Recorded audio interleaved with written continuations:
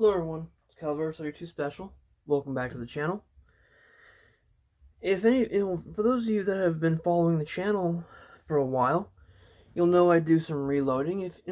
If you're new to the channel, I have some I have a little bit of reloading on the channel. You might be interested in looking at.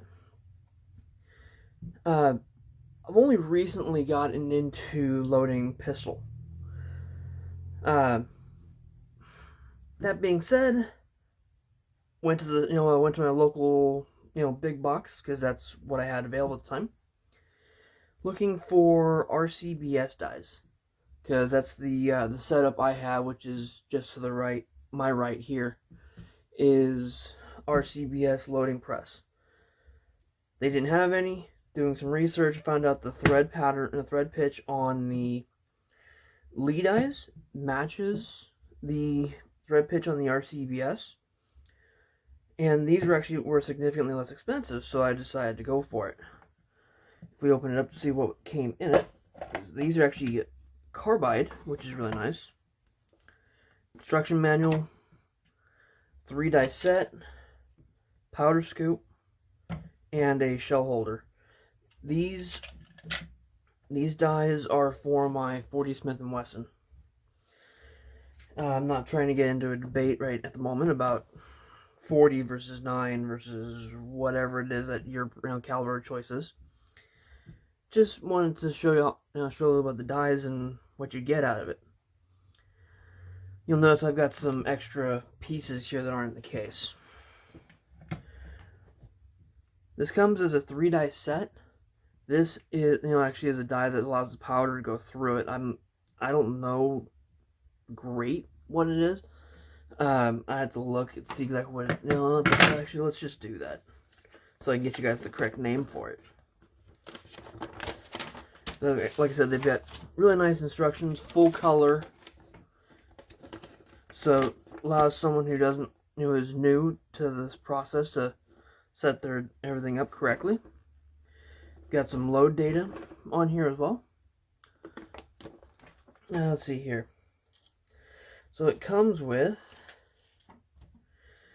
your sizing and depriming die, your bullet seat die, and then that one is I showed you how little I use this one. I don't remember exactly what it is. I guess it's a pass-through expander die, that's right. Meaning, I don't know if you can see, probably, there you might be able to see a little bit. This, it expands the case mouth out while still allow, you can actually put powder in your casing through this die, which is beneficial, especially if you're setting up a progressive press. I currently only have a single stage, so I don't use that die. One thing about these dies I didn't typically care for, the lock ring is held in place as a O-ring that's between the thread of the die and the thread of the lock ring. And taking it in and out of the press has a tendency to move. Talking to actually a friend of mine over, Chris over on CloverTac, and that's when I found out from him the RCBS lock ring with set screw is the same thread pitch as the Lee factory lock rings, without them being significantly different in overall size. So the RCBS rings will not only go on these dies, but they'll also fit on a plate for the top of your turret style press if you have one. So it allows, so once I got those in, I was able to get my dies set with the RCBS ring, lock that ring down. Now I can take this in and out of the press without that lock ring moving on me. Nice little, nice that those two are compatible. I also like the fact that these dies were Don't quote me on the price, but I want to say around 35 bucks. A lot of like the RCBS ones I was originally going to look at were probably 50. The Lee comes with a, hold on, it's kind of set down in there a bit, so it's hard for me to get my fingers around it. No fingernails. There it is. Comes with the shell holder that you need for your cartridge, whereas RCBS you have to buy that separate. So less expensive. They're carbide, which is really nice. It's a 3-die set and comes with a shell holder. I'd say it's a good value. Now,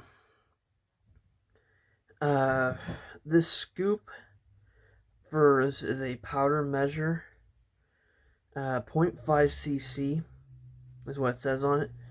So 0.5 of a cubic centimeter, I'm guessing. I have no idea how that relates to the powder charge. I still weigh my powder. I throw it, and I use my RCBS powder throw, which you can kind of see right on the edge of, which you can see my setup a little bit.